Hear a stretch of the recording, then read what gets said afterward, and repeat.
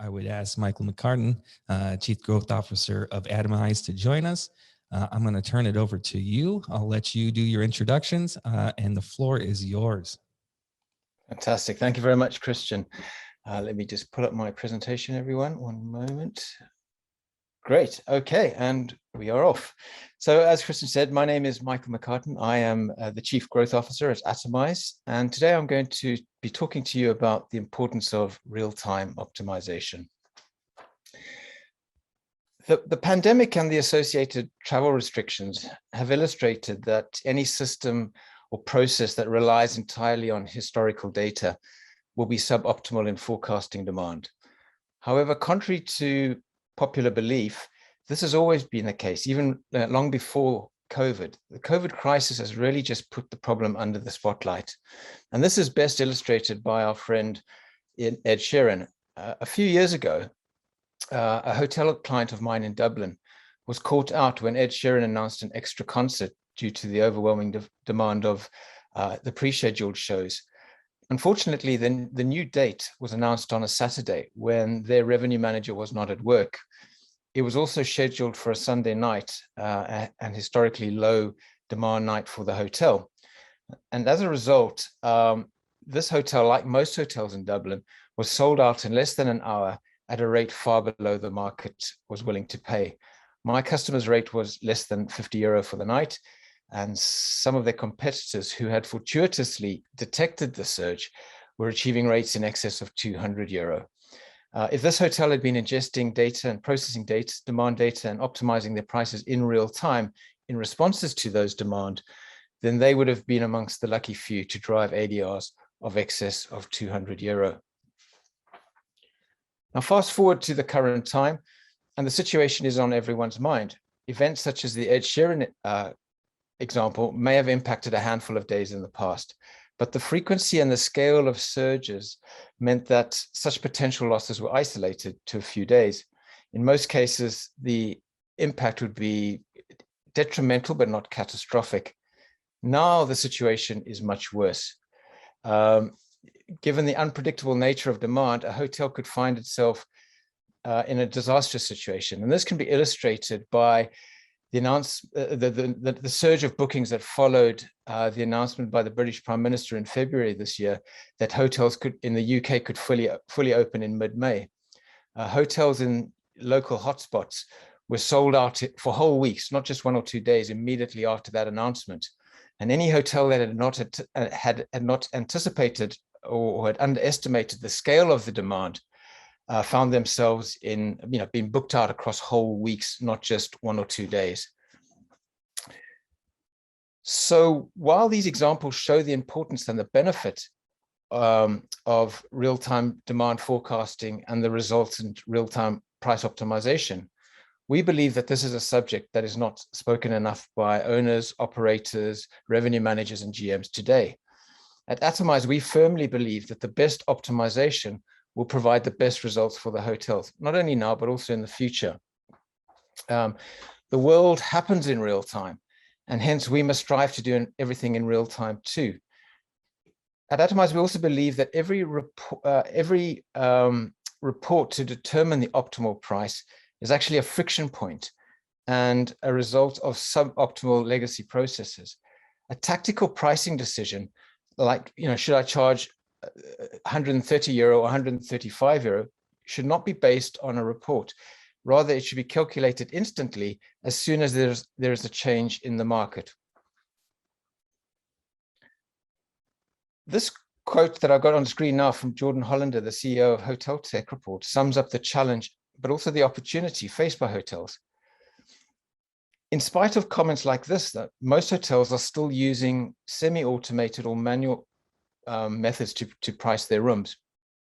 And as we saw with the Ed Sheeran and the Boris Johnson examples, substantial gains can be made if you are able to detect changes in the market as they happen and optimize your prices as a direct response to these changes. So the question is, why are people still not using real-time optimization? And I believe it's because people don't fully realize the scale of the challenge that they're having to tackle. So I'm going to attempt to put this into context via a simple illustration. If we take a typical hotel with 5 room types, how many daily pricing assessments do you think this hotel would need to do to ensure that their 5 rooms are priced accurately for the next 365 days, just on their base rate, not on promotional rates, etc.? Most people think that it's 5 times 365 times 1 or 2, i.e. they'll adjust prices once or twice a day for the 5 room types for the next 365 days. But we're really not talking about price adjustments, but price assessments. And that's the key difference and the fact that is often missed. As the world happens in real time, the optimal approach would be to assess prices every second of the day to detect and respond to subtle changes in the marketplace. So this calculation is therefore 5, the number of room types, times the 365, times 86,400. That's the number of seconds in a 24-hour period. And if you're going to assess prices every second within a 24-hour period for the next 365 days, this results in a staggering 157 million daily price assessments that you would have to perform. And that's clearly not something that humans can do. It's a huge undertaking, but it doesn't stop there. You also have to factor in some other considerations, which just add more complexity to the problem and more scale to the challenge. You also have to consider how many rooms left to sell, the booking pace for the hotel, the market pressures, how many people are looking but not booking, the so-called regrets and denials. You also need to consider the cancellation pace and competitors' pricing, how they are affecting pricing and demand on your hotel. Also, when I adjust a price for one room type, how does that change demand on another room type at my hotel? And also, how does the price for one day affect the neighboring dates? So when you add all of this together, it's simply impossible to do manually. And yet, this is exactly what many revenue managers are attempting to do every day. There has to be an easier way, and there is. It's called real-time pricing optimization. And this is where Atomize comes into the picture. We were established in 2006 to solve the real-time pricing problem for hotels. And although we're a recent entrant to the market, our pedigree dates back to 2002, when we were involved in the ad tech industry, where we were where the forerunner of Atomize was a leading solution provider in real-time media auctions. And we have taken the knowledge and the expertise that we have gained over the last 20 years to provide real-time demand modeling and pricing optimization to the hotel sector. And we've produced a very elegant application that automates the complex task of demand modeling and price optimization, and presents the results and the supporting metadata in an intuitive interface that can be used and understood by all members of the commercial team, not just the revenue management department.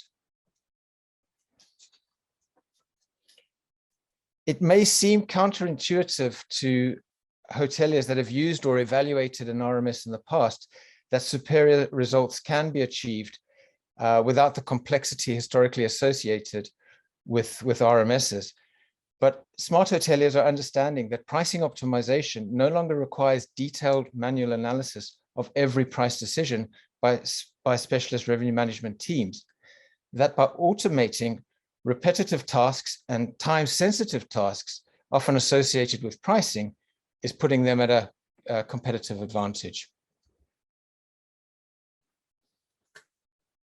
So my prediction is that there will be widespread adoption of what I will call lean revenue management. The pandemic has forced many hotels to ask if it is possible to do more with fewer people, to use technology to unburden their teams, and to make day-to-day operations more efficient. As a consequence, I can see hotels dismantling the silos that have existed for decades between their commercial teams, and creating multidisciplinary teams that use an ecosystem of interconnected solutions rather than functional specific tools. From a revenue management perspective, this means automating the complex task of demand modeling and price optimization, and pushing prices as and when the market changes, and presenting the result in an intuitive interface, as I said, that everyone in the commercial team can understand. So Atomize has entered the revenue space with a clear vision to automate tactical pricing with sophisticated AI, and is therefore well positioned to deal with the market uncertainty. What was previously considered radical thinking, suitable only for early adopters and mavericks maybe, is now deemed an appropriate response to the recovery as we come out of the lockdowns and such associated with the pandemic, but beyond. And the shift from semi-automated to fully automated hotel revenue management is gathering pace. It's becoming something that more and more hotels are seeing the value of. And at this point, I'll just say that I, broadly speaking, put revenue management into three categories. There is the first bucket is your financial forecasting. The second module is your business intelligence and your strategic planning. And the third bucket is tactical pricing. And Atomize is focused on the tactical pricing element. That's where we're spending our time.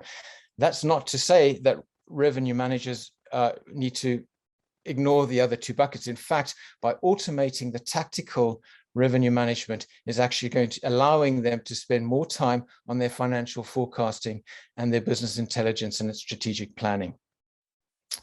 So with that said, instead of trying and failing to understand the intricate connections between demand, pricing, and willingness to pay, revenue managers can now confidently leave tactical pricing to an automated AI solution and focus instead on the strategic hotel revenue management.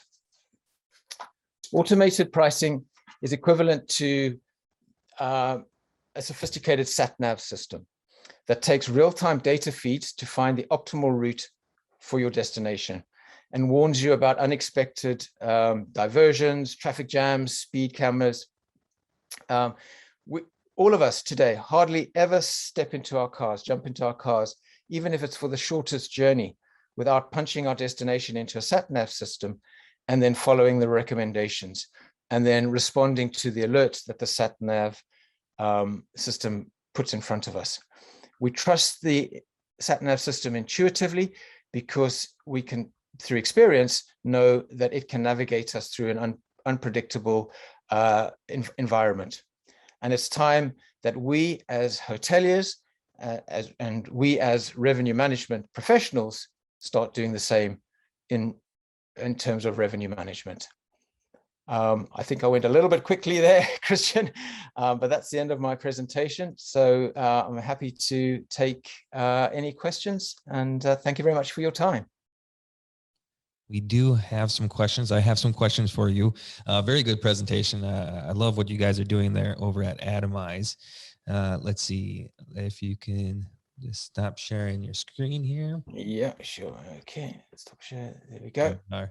And I will jump alongside you here to ask you these questions. So a lot of interesting stuff that you guys are doing at Atomize. I know we, for our listeners right now and our viewers right now, we've done a podcast with Michael on our IME Hotel podcast series. So you can check that out anywhere you get podcasts. And we talked quite a bit about Atomize and what you guys are doing with this real-time assessment.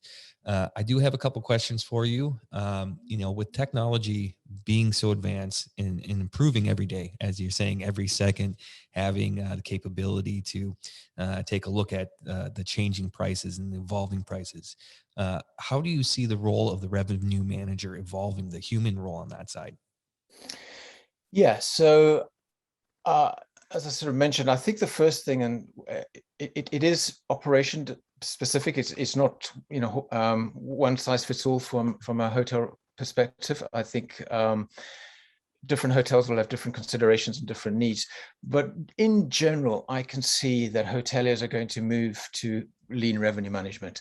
I think there's recognition that the silos that existed within hotels were actually reinforced by having specialist tools dedicated to those silos. So rather than breaking down the silos, which is something we spoke a lot about in revenue management, but in sort of commercial operations at hotels, those specialist applications that required specialist users to spend a lot of time interrogating and using actually reinforce the silos, because the revenue manager, the sales manager or the digital marketing manager or whatever would never go into the revenue management application because it was just too complex and there were too infrequent users to actually gain any benefit from it. So for that reason, it reinforced and built stronger silos. But I think as hotels move away and as technology becomes more integrated, you will see these hybrid or multidisciplinary commercial teams develop, and there'll be a lot more strategizing over, oh, here's a soft demand period. What do we need to do to drive more demand there? Or where's our business coming from? Let's do some source market analysis. Or what is the contribution of this corporate, et cetera, et cetera. I think there's going to be far greater collaboration as a result of that. And the technology like Atomize is just going to run in the background. It's going to be the engine of a car that is just works when you need it to work. Yep. And I think that's the most important thing. That engine should work, especially depending on the temperature that you're at. So I got another question here for you. There's a lot of different technologies for revenue management out there. How should a revenue manager, when they're looking at getting into these different RMS systems, how should they kind of gauge, or how should they judge what's going to suit their properties the best? What should they be looking for? Yeah, and it is horses for courses. As I said, it's not one size fits all, and there are solutions out there that are deeply complex, that have extremely rich capabilities and can do a lot for hotels. But there are others, and like Atomize, that are really taking a very difficult problem and starting to streamline it. So I think if you have a revenue culture, a strong revenue culture, and you have the resources available that can really allow you to use a more sophisticated, more complex feature-rich solution, then that will determine what sort of technology you use. But if you're looking to streamline your operation, if you're looking to do more with fewer people, fewer resources, then I think looking at a solution that delivers arguably better results, but in a seamless way that requires less daily interaction, then a solution like Atomize is clearly suitable for you. Mm-hmm. Another question for you: how do you suggest maintaining stability while adjusting to fluctuating price needs? Yeah, and I think this goes to the heart of the matter, really. I think, as humans, there's just no ways, even if we know a market really, really well, and we inherently know what the prices should be, we just can't do the calculations. 157 million price assessments just on 5 room types for the next 365 days is not possible by a human.